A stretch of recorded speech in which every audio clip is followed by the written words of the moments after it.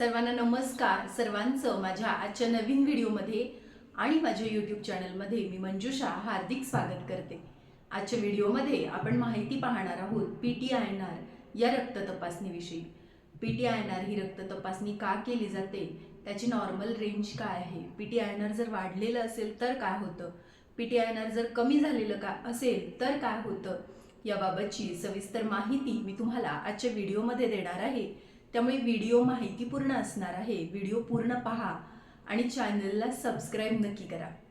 तर PTINR taste म्हणजे काय? Prothrombin taste. प्रोथ्रोम्बिन म्हणजे काय? प्रोथ्रोम्बिन म्हणजे रक्तातला असा एक घटक असतो की जो आपल्याला जर कुठेही लागलं, आपल्या शरीरातून जर रक्तस्राव होत असेल तर तो रक्तस्राव थांबवण्याचं काम जो घटक करत असतो त्याला प्रोथ्रोम्बिन असं म्हटलं जातं. हा प्रोथ्रोम्बिन ज्यावेळी एखादी जखम होते, ज्यावेळी एखादं अनयुज्युअल ब्लिडिंग होतं, त्यावेळेस प्रोथ्रोम्बिन हा घटक ॲक्टिवेट होतो आणि तो घटक आपल्या शरीरातील रक्तस्राव, अननेसेसरी जो रक्तस्राव असतो, अनावश्यक जो रक्तस्राव असतो, तो थांबवण्याचं काम करत असतो. त्यामुळे प्रोथ्रोम्बिन हा घटक आपल्या शरीरासाठी अतिशय महत्त्वाचा आहे. कारण असं जर रक्तस्राव होत राहिला, अनयुज्युअल ब्लिडिंग होत राहिलं तर तुमच्या शरीराला धोका निर्माण होऊ शकतो. त्यामुळे PTINR ही रक्त तपासणी प्रोथ्रोम्बिन टाईम पाहण्यासाठी केली जाते.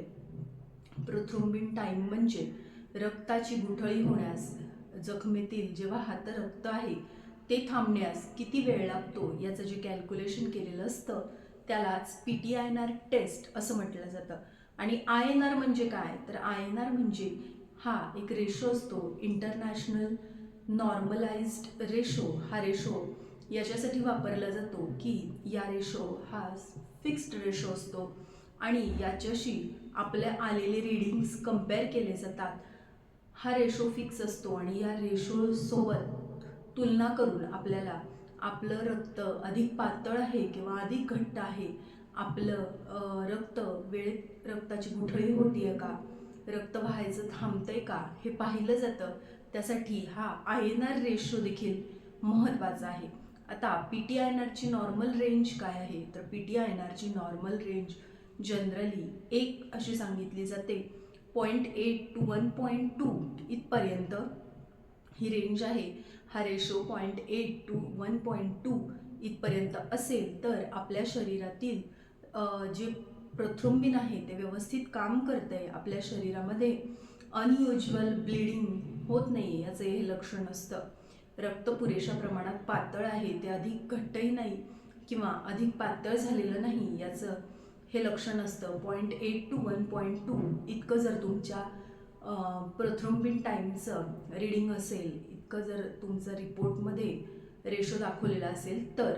परंतु यापेक्षा अधिक जर हा रेशो वाढलेला असेल, 1.2 पेक्षा अधिक जर हा रेशो वाढलेला असेल तर तुमच्या शरीरामध्ये अनयुज्युअल ब्लिडिंग, अननेसेसरी ब्लिडिंग होण्याचे चान्सेस आहेत, अनावश्यक रक्तस्राव होण्याचे चान्सेस आहेत. त्यामुळे तुम्ही काळजी घेणं गरजेचं आहे, डॉक्टरांशी चर्चा करणं गरजेचं आहे असं याच्यातून दिसतं. आणि जर हा PTINR रेशो 0.8 पेक्षाही कमी असेल तर तुमच्या रक्तामध्ये गुठळी होण्याची शक्यता आहे, रक्त घट्ट झालेलं आहे आणि ही गुठळी आपल्या शरीरासाठी त्रासदायक असू शकते. कारण या गुठळीमुळे हार्ट अटॅकचा किंवा BP वाढण्याचा धोका निर्माण होऊ शकतो. त्यामुळे रक्त अधिक घट्ट असणं हे देखील चांगलं नाही आणि रक्त अधिक पातळ असणं हे देखील चांगलं नाही. त्यामुळे PTINR म्हणजे प्रोथ्रोम्बिन टाईम ही टेस्ट करून आपण आपल्या शरीरातील रक्त किती घट्ट आहे, किती पातळ आहे हे मोजू शकतो आणि त्यासाठीच ही तपासणी फार महत्त्वाची आहे. ज्यांना हृदयरोगासंबंधित काही त्रास आहे त्यांना डॉक्टर ही तपासणी करून घेण्यासाठी सांगतात. त्यांचा PTINR, त्यांचा प्रोथ्रोम्बिन टाईम हा इतर सामान्य रुग्णांपेक्षा अधिक मेंटेन करणं आवश्यक असतं. कारण त्यांच्या शरीरातील रक्त पातळ होणं अधिक गरजेचं असतं, जेणेकरून ते रक्त शरीरात व्यवस्थित वाहत राहील, हृदयातून व्यवस्थित पंप होईल. PTINR ही टेस्ट करा असं डॉक्टर कधी सांगतात?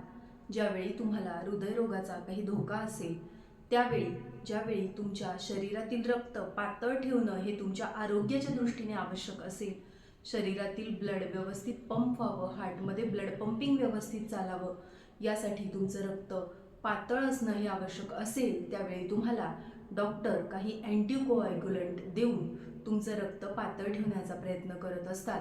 त्यामुळे जे हृदयरोगाचे रुग्ण आहेत त्यांना डॉक्टर दर 3 महिन्याने ही तपासणी करण्यासाठी सुचवतात. कुठलीही शस्त्रक्रिया करायची असेल, सर्जरी करायची असेल तर त्याआधी देखील ही तपासणी केली जाते, कारण डॉक्टरांना हे बघणं आवश्यक असतं की सर्जरी केल्यानंतर तुमची जखम वेळेत भरून येणार आहे का, तुमचा रक्तस्राव वेळेत थांबणार आहे का. आणि जर PTINRची रेंज ॲबनॉर्मल असेल, PTINR वाढलेलं असेल तर ती सर्जरी केली जात नाही, ती तात्पुरती पोस्टपोन केली जाते.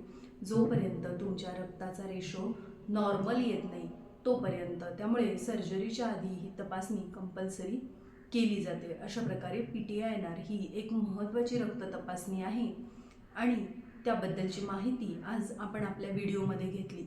असेच आरोग्यविषयक व्हिडिओज मी माझ्या चॅनलवर नेहमी घेऊन येत असते. असेच आरोग्यविषयक माहिती देणारे व्हिडिओज पाहण्यासाठी माझ्या चॅनलला सबस्क्राईब नक्की करा. व्हिडिओ आवडला असेल तर लाईक, शेअर आणि कमेंट करायला विसरू नका. थँक्यू.